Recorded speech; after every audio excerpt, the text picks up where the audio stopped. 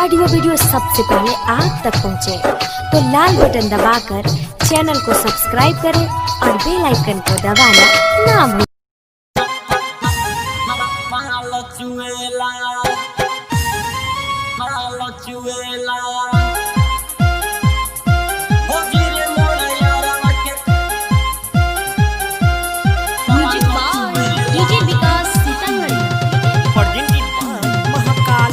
भौजी रे मोर यारवा के कैला से लहंगा से माल चुएला।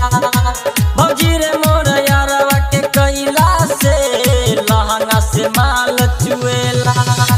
जोबन दोनों धारे शरम नहीं करे, ओठवे से होठ चुसेला, ओठवे से होठ चुसेला।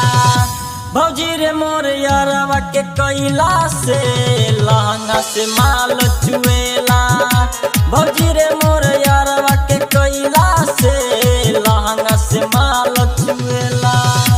जोबन दोनों धारे शरम नहीं करे, ओठवे से होठ चुसेला, ओठवे से होठ चुसेला। भौजी रे मोर यारवा के कैला से लहंगा से माल चुएला। भौजी रे मोर यारवा के कैला से लहंगा से माल चुएला।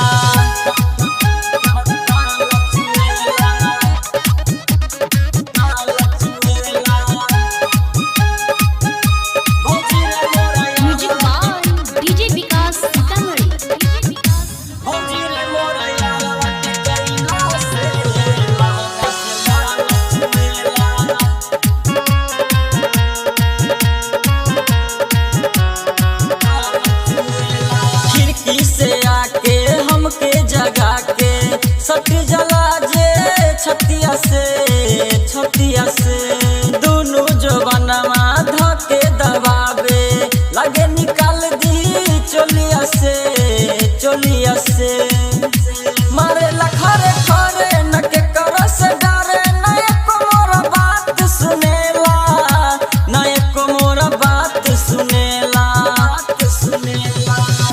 भौजी रे मोर यारवा के कैला से लहंगा से माल चुएला।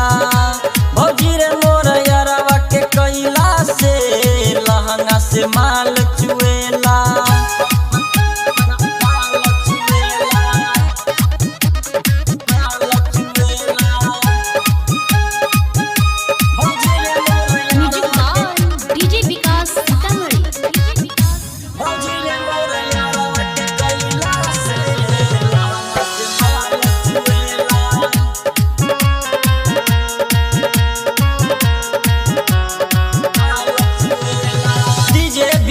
और दीपक दीवाना रहेले हमारे फेरा में हो, फेरा में नमरी देखावेला हमके पोल्हावेला, रोजे बोलावेला डेरा में हो, डेरा में रमित अरे आन करेला बरतन। ई छोटुआ त साथ रहेला, ई छोटुआ त साथ रहेला।